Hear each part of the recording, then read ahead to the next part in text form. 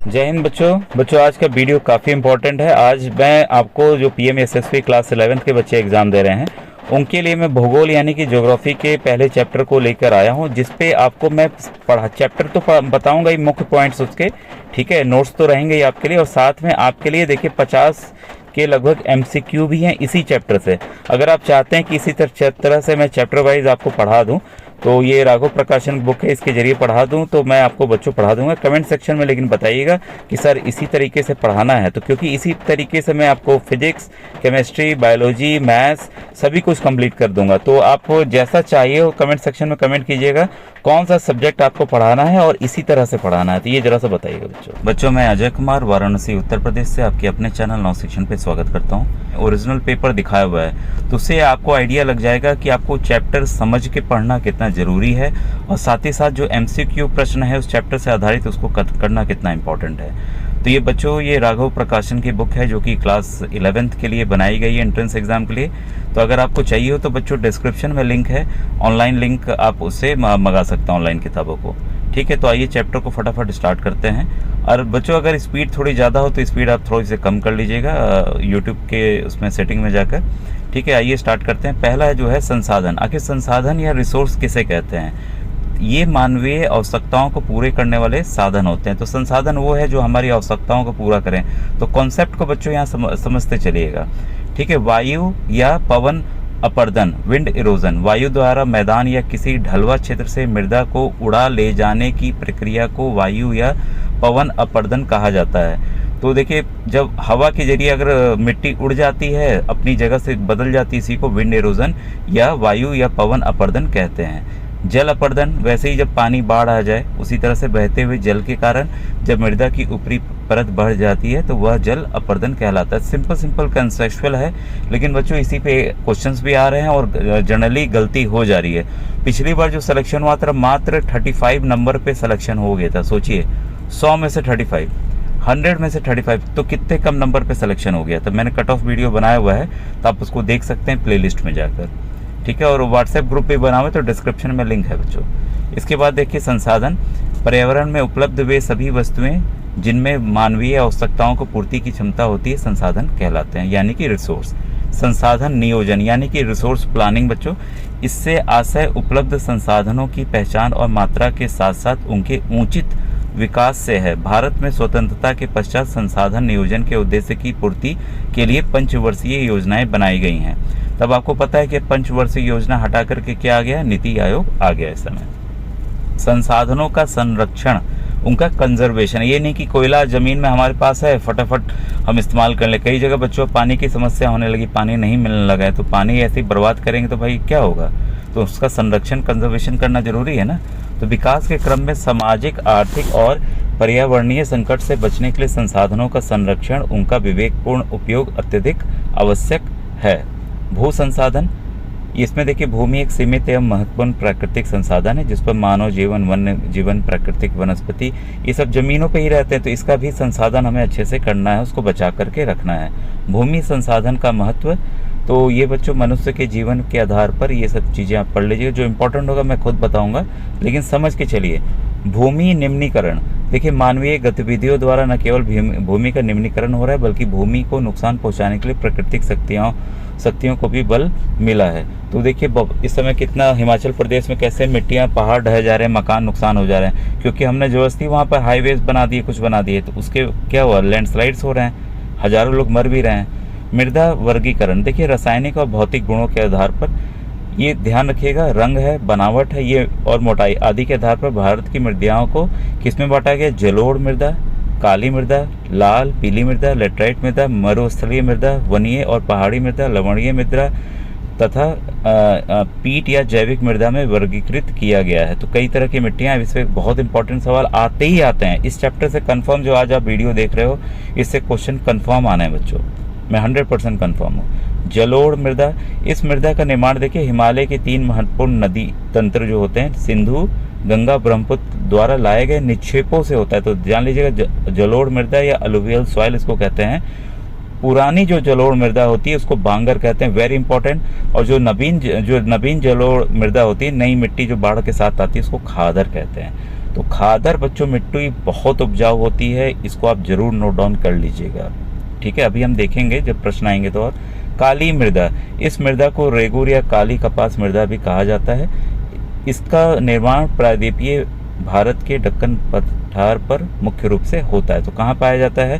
ये डेक्कन प्लेटू पे काली मृदा पाई जाती है। तभी हम देखेंगे किस ये इस तरह की मृदा पे किस तरह के पेड़ पौधे या वनस्पति उगते हैं। ये इंपॉर्टेंट बच्चों काफ़ी। लाल और पीली मृदा, इस मृदा का रंग जो है लाल होता है। इस मृदा का लाल रंग दक्कन पठार के कम वर्षा वाले क्षेत्रों में लोहे के कणों के आग्नेय और रूपांतरित चट्टानों में फैलने के कारण होता है। तो देखिए लाल रंग किस वजह से? आयरन की वजह से है, तो इसको नोट डाउन कर लीजिएगा। और लैटराइट मृदा, यह मृदा उच्च तापमान और अत्यधिक वर्षा वाले क्षेत्रों में विकसित होता है। इसके निर्माण में निच्छालन प्रक्रिया की भूमिका महत्वपूर्ण होती है। बच्चों बस अब देखिए एमसीक्यू स्टार्ट हो रहा है, इसके बाद हम लोग एमसीक्यू करेंगे जो कि काफ़ी इम्पोर्टेंट है। ठीक है, अब ये देखिए इसमें जो अगला टॉपिक है मरुस्थलीय मृदा, यानी कि जो डेजर्ट में मिट्टी पाई जाती है, बालू पाया जाता है। इस मृदा का रंग लाल एवं भूरा होता है। यह मृदा सामान्यतः रेतीली और लवणीय होती है, मतलब नमक होता है इसमें। यह मृदा जो है राजस्थान के अधिकांश भागों में पाई जाती है। और वनीय पहाड़ी मृदा आपको पता है, यह मृदा नदी घाटियों में दोमट और सिल्टदार होती है, लेकिन ऊपरी ढलानों पर इसका गठन मोटे कणों से होता है। अब आइए प्रश्नों को हल करें जो कि काफ़ी इंपॉर्टेंट है बच्चों। रेगुर मिट्टी, उपजाऊ मिट्टी को किस नाम से जाना जाता है? अभी हमने जस्ट देखा है, ये काफ़ी इंपॉर्टेंट है बच्चों। लाल मिट्टी है, काली मिट्टी है, पीली मिट्टी है कि उपजाऊ मिट्टी यानी कि जलोढ़ मिट्टी? तो बच्चों काली मिट्टी को रेगुड़ मिट्टी या रेगर सॉइल के भी नाम से जाना जाता है। तो इसको आप नोट डाउन कर लीजिएगा, रेगर सॉइल। ठीक है, तो ये काफ़ी इंपॉर्टेंट क्वेश्चन है और कई बार आया हुआ है बच्चों। ठीक है, जलोढ़ मिट्टी 3 महत्वपूर्ण हिमालय नदी प्रणाली द्वारा जमा की गई है। ठीक है, तो इसका जो उत्तर है अभी जस्ट मैंने बताया, आप जान रहे होंगे इसका उत्तर क्या है? ब्रह्मपुत्र। ठीक है, दूसरा गंगा नदी था, आपने देखा था। तीसरा क्या था? आप कमेंट सेक्शन में बताइएगा। और ये बच्चों दक्षिण की नदियां हैं, महानदी जो है उड़ीसा राज्य में बहती है। क्वेश्चन 4 है बच्चों, निम्नलिखित में से कौन सा मानव निर्मित संसाधन है? तो नदियां हैं, खनिज तेल है, सिंचाई नहर है कि जंगल है? तो बच्चों पता है आपको सिंचाई नहर जो होती है वो इंसान ही बनाता है, तो मानव निर्मित संसाधन है। इस तरह के सिंपल प्रश्न आए हुए हैं बच्चों। ठीक है, लेकिन मुझे लगता है इस बार थोड़े से हार्ड आएंगे। और इसके बाद है थार के रेगिस्तान में निम्न प्रकार की मिट्टी पाई जाती है। तो बलुई मिट्टी, पीली मिट्टी, काली मिट्टी की जंगली मिट्टी? तो इसका 5वें का उत्तर आप बताइएगा बच्चों कि क्या है 5वें का, ABCD में से। ठीक है, इसके बाद 6 क्वेश्चन, लेटराइट मिट्टी वाले क्षेत्रों में पाई जाती है। ठीक है, तो यहाँ क्या पाया जाता है? हल्का तापमान, नमी, हल्का तापमान, हल्की वर्षा, उच्च तापमान, उच्च बारिश। तो बच्चों यही डी इसका आंसर है। ठीक है, इसके बाद क्वेश्चन नंबर 7, लाल व पीली मिट्टी के प्रसार के कारण लाल रंग विकसित हो जाता है। ठीक है, अवसादी चट्टाने, आग्नेय चट्टाने, रूपांतरित चट्टाने या बलुआ पत्थर? तो बच्चों इसका आंसर है हमारा सी, रूपांतरित चट्टाने। क्वेश्चन 8 है, निम्नलिखित में से किस तिलहन में तेल की मात्रा सबसे अधिक है? तो इंपॉर्टेंट है, देखिए कई चीज़ों से तेल निकाला जाता है, सोयाबीन, मूंगफली, तिल और अरंडी का बीज होता है।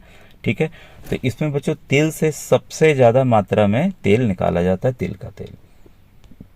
क्वेश्चन 9 है, भारतीय रेल का निर्माण मूल आग्नेय चट्टान के अपक्षय के कारण होता है। तो लिग्नाइट मिट्टी, जलोढ़ मिट्टी, रेगिस्तानी मिट्टी की काली मिट्टी? तो बच्चों इसका उत्तर है काली मिट्टी। क्वेश्चन 10 है, पूरे देश के कितने प्रतिशत क्षेत्रफल पे पर्वत, ठीक है पर्वत है, मतलब प्रतिशत पे पर्वत है? तो 27%, 43, 30 की 50%। ठीक है, तो बच्चों हमारे पूरे उस पे पूरे देश में जो प्रतिशत है वो है 30%, यानी कि 30%। क्वेश्चन नंबर 11 है, मल्चिंग क्या है? ठीक है, तो ये बच्चों डेफिनेशंस वाले भी प्रश्न आते हैं। तो मिट्टी पे सुरक्षा कवच प्रदान करने की प्रक्रिया है, खनिजों का संरक्षण है, धातुओं का निष्कर्षण है कि मिट्टी के कटाव की प्रक्रिया है? तो बच्चों ये जो ऑप्शन नंबर ए है ये सही है, ये मिट्टी पर सुरक्षा कवच प्रदान करने की प्रक्रिया है।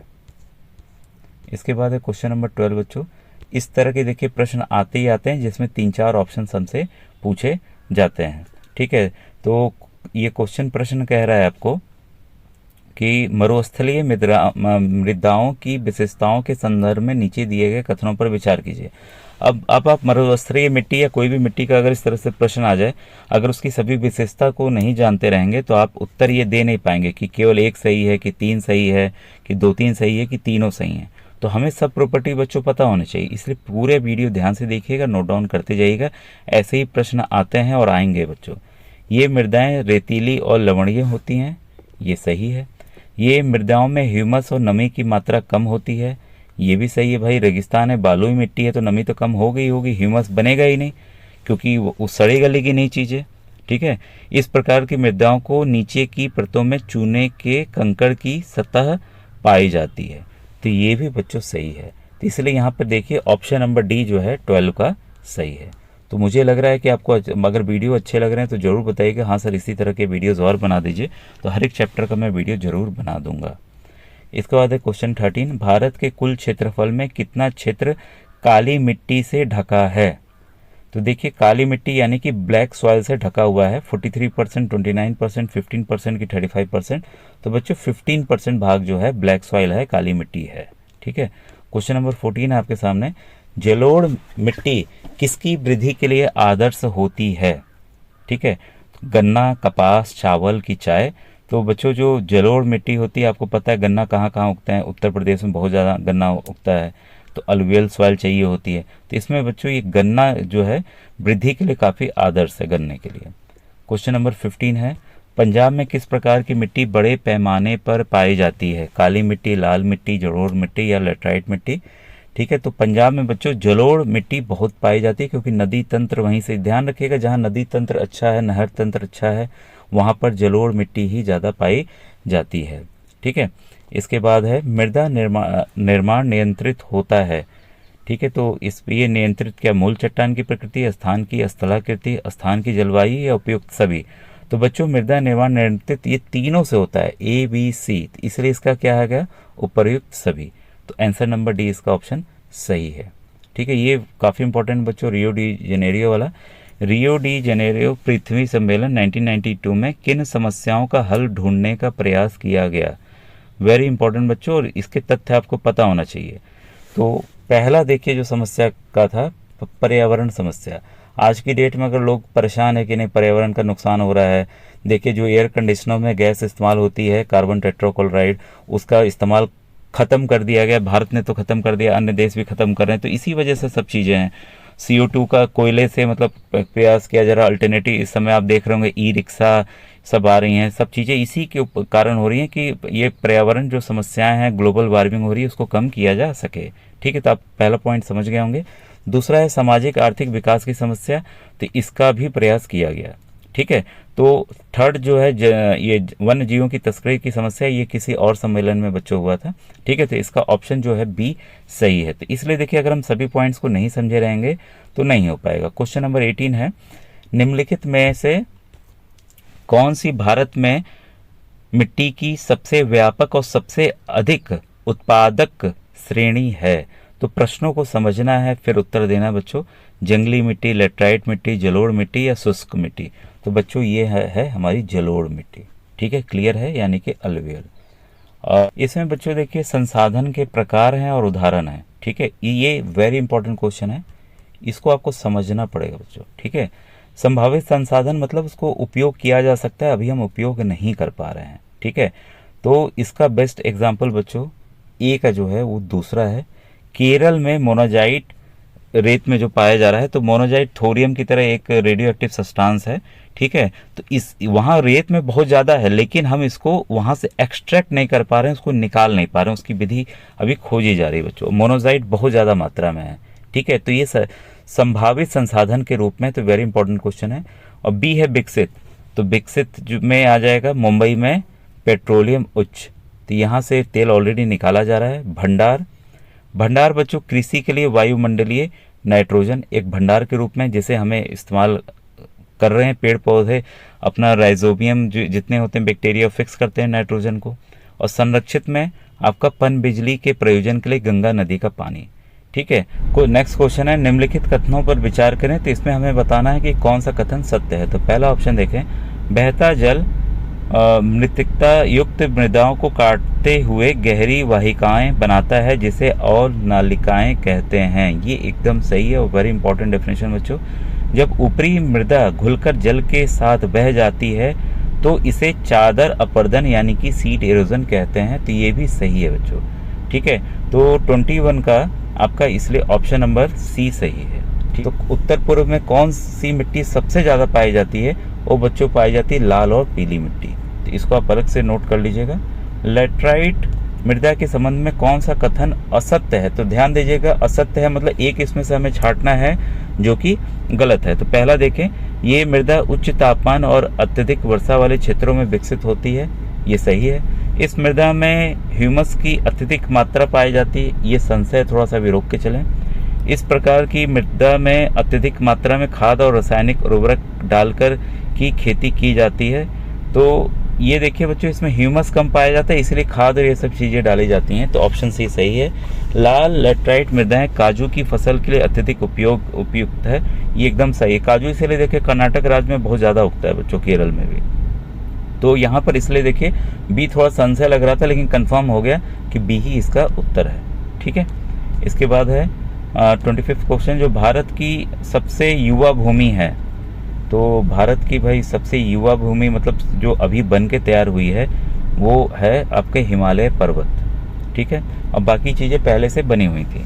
मृदा अपर्दन के लिए उत्तरदायी भौतिक कारक हैं। तो इसमें से अगर हम देखते हैं भौतिक कारकों में से, तो भूमि का ढलान ये भी है। वर्षा की तीव्रता, अगर बारिश तेज होगी तो मिट्टी और बहेगी, ये भी सही है। उस क्षेत्र से बहने वाली हवा का वेग, तो ये तीनों ही है, अभी हमने जस्ट देखा। तो आंसर क्या है? Option number D. तो क्लियर है, 26 का डी होगा, ठीक है। इसके बाद है 27 क्वेश्चन आपका, मृदा अपर्दन के लिए जिम्मेदार मानव कारक क्या हैं? तो देखिए कॉन्सेप्चुअल क्वेश्चन है और हमें जरूर आना चाहिए। हरे चारागाहों की अत्यधिक चराई कारक है, वनों की कटाई ये भी कारक है, भूमि की अत्यधिक सिंचाई ये भी कारक है, यानी कि उपयुक्त सभी। तो 27 का बच्चों ऑप्शन नंबर डी जो है वो उत्तर होगा। अब क्वेश्चन नंबर 28 जो है कथन कारण का है, मानव वनस्पति एवं जीव जंतु मत्स्य पालन जैविक संसाधन है। अब बाकी ऑप्शन देखें आपका, जैविक और अजैविक संसाधनों की उनकी उत्पत्ति के आधार पर वर्गीकृत किया गया है। तो देखिए कथन भी सही है, कारण भी सही है, ठीक है। तो इसमें देखिए ये सॉरी कथन दोनों सही हैं, कथन सही है, कारण देखिए नंबर 28 का आपका डी होगा कि दोनों सत्य हैं लेकिन ये जो क्या है व्याख्या सही नहीं कर रहा है, ठीक है। क्वेश्चन नंबर 29 है आपका, निम्नलिखित में से किस क्षेत्र में सीढ़ीदार यानी कि सोपानी खेती की जाती है? तो सीढ़ीदार भाई कहाँ की जाएगी? जहाँ पर पर्वत होंगे, पहाड़ होंगे। पंजाब में है नहीं, हरियाणा में है नहीं, उत्तर प्रदेश के मैदानी भाग में है नहीं, तो बचा क्या? पश्चिमी और मध्य हिमालय। तो यहाँ पर सीढ़ीदार खेती की जाती है। तो क्वेश्चन 30 है बच्चों आपके सामने, निम्नलिखित में से कौन सा कथन जो है वह सही है? तो पहला है प्रायद्वीपीय पठार पृथ्वी की सतह पर सबसे प्राचीन भूमि खंडों में से एक है। तो भाई ये तो कथन सही लग रहा है, ठीक है। इसके बाद है प्रायद्वीपीय पठार की उल्लेखनीय विशेषताओं में से एक ज्वालामुखी गतिविधि के कारण बनी काली मिट्टी, ये एकदम सही है। देखिए जो भी डेक्कन प्लेटू है बच्चों, प्रायद्वीपीय पठार है, वो लावा से ही बना है जब जमीन से। इसलिए देखिए अगर आप जैसे मध्य प्रदेश के नीचे दक्षिण की तरफ बढ़ना शुरू करेंगे, बिहार के नीचे जाना शुरू करेंगे दक्षिण की तरफ, तो वहाँ आपको मिट्टी कम, पहाड़ चट्टानें ज़्यादा पाई जाती हैं, ठीक है। तो ये इसके दोनों सही हैं। तो इसका उत्तर क्या होगा आपका? 30 का सी होगा। फिर है कथनों पर विचार करना है, फिर से वही पूछ रहा है कि कौन सा कथन सत्य है, ठीक है। तो हम 31 पहला ऑप्शन पढ़ें, जलोढ़ मिट्टी का निर्माण नदियों और नालों द्वारा निक्षेपित तलहट से होता है। तो ये बच्चों एकदम सही है, ठीक है। तो ये सब पॉइंट्स देखिए पढ़े हुए हैं हमारे, और इसको लेकिन आप समझ लेंगे तो कंफ्यूजन आपका नहीं होगा। दूसरा देखिए काली मिट्टी राजस्थान गुजरात के शुष्क और सीमा दोनों क्षेत्रों में पाई जाती है, तो ये गलत है। लाल मिट्टी अधिक नमी बरकरार नहीं रख सकती, ये बच्चों सही है, नमी नहीं रख सकती है, ठीक है। फिर है चिकनी मिट्टी सबसे ज़्यादा नमी रखती है। लेटराइट मिट्टी ढक्कन में लावा भंडार के ऊपर पाई जाती है, ये गलत है, यहाँ काली मिट्टी पाई जाती है। तो इसलिए इसका 31 का ऑप्शन नंबर बी बच्चों सही है। इसके बाद आइए क्वेश्चन नंबर 32 देखें। तो 32 का पहला है, लाल और पीली मृदा के संबंध में नीचे दिए गए कथनों पर विचार कीजिए। ये मृदाएं दक्कन के पठार के पश्चिमी में रवेदार आग्नेय चट्टानों पर अत्यधिक वर्षा वाले क्षेत्र में विकसित हुई, ये गलत है। ये मृदाओं का लाल रंग जीवाश्म की अत्यधिक मात्रा में उपस्थिति के कारण है, नहीं ये भी गलत है, तो लोहा की वजह से है। ठीक है, तो 32 का देखिए ऑप्शन नंबर डी बच्चों इसलिए सही है, ना तो एक ना ही दो। ठीक है, क्वेश्चन नंबर 33 है, निम्नलिखित कथनों को ध्यानपूर्वक पढ़िए और सही विकल्प चुनिए। कथन एक क्या है, काली मिट्टी कपास लगाने के लिए आदर्श है। ठीक है, इसके बाद है आपका सेकंड, ये तो पहला ऑप्शन तो सही है, क्रिस्टलीय और रूपांतरित चट्टानों में लोहे के प्रसार के कारण लाल मिट्टी का रंग लाल हो जाता है, ये भी सही है। लेटराइट मिट्टी अत्यधिक क्षारीय होती है, ये गलत है बच्चों। ठीक है, तो इसलिए देखिए इसमें देखें कथन एक कथन दो दोनों सही है, लेकिन कथन 3 असत्य है। तो आपका क्वेश्चन नंबर 33 का ऑप्शन नंबर तीसरा जो है बच्चों सही है। ठीक है, हमें चौथा ऑप्शन की जरूरत नहीं पड़ी देखने की।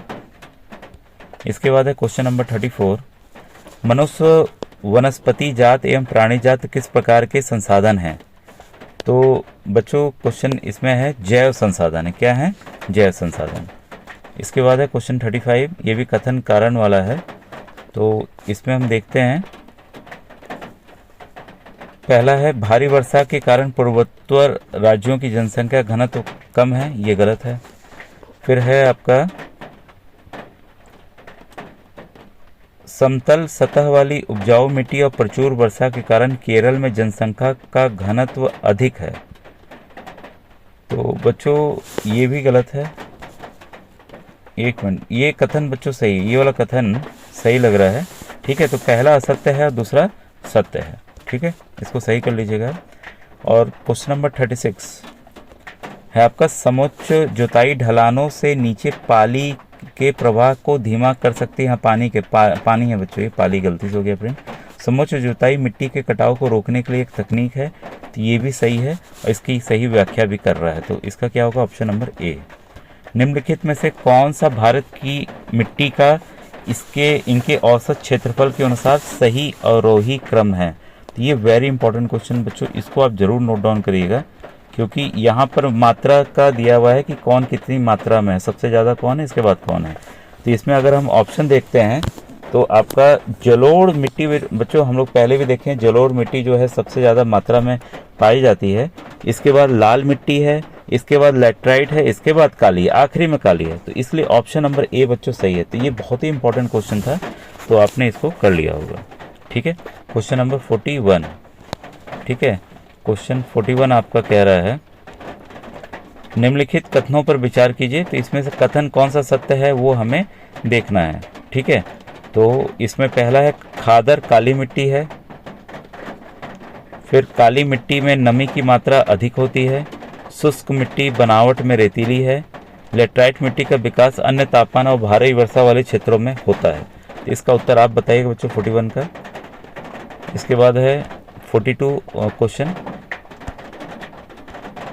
क्वेश्चन 42 है हमारा, मृदा अपरदन को रोकने के लिए निम्नलिखित में से किस विधि का उपयोग किया जाता है? तो समोच्च रेखाओं के साथ जुताई करना, हाँ ये तो किया जाता है। पट्टीदार खेती ये भी किया जाता है। झूमिंग खेती नहीं किया जाता है, यहाँ तो उल्टा पेड़ काट करके वो लगाए जाते हैं, झूमिंग खेती आपको पता होगा। मिश्रित खेती भी नहीं है, इसलिए इसका ऑप्शन नंबर ए बच्चों सही है। ठीक है, क्वेश्चन नंबर 43 है बच्चों, देखिए प्रश्न बहुत ज़्यादा हैं। ठीक है, और समय मतलब इतना ज़्यादा समय लग गया है, तो अगर आप कहेंगे तो बाद में मैं बना दूंगा। क्वेश्चन 53 ये देख लेते हैं। क्वेश्चन 53 है गुजरात में किस प्रकार की मिट्टी सर्वाधिक पाई जाती है? तो काली मिट्टी पाई जाती है।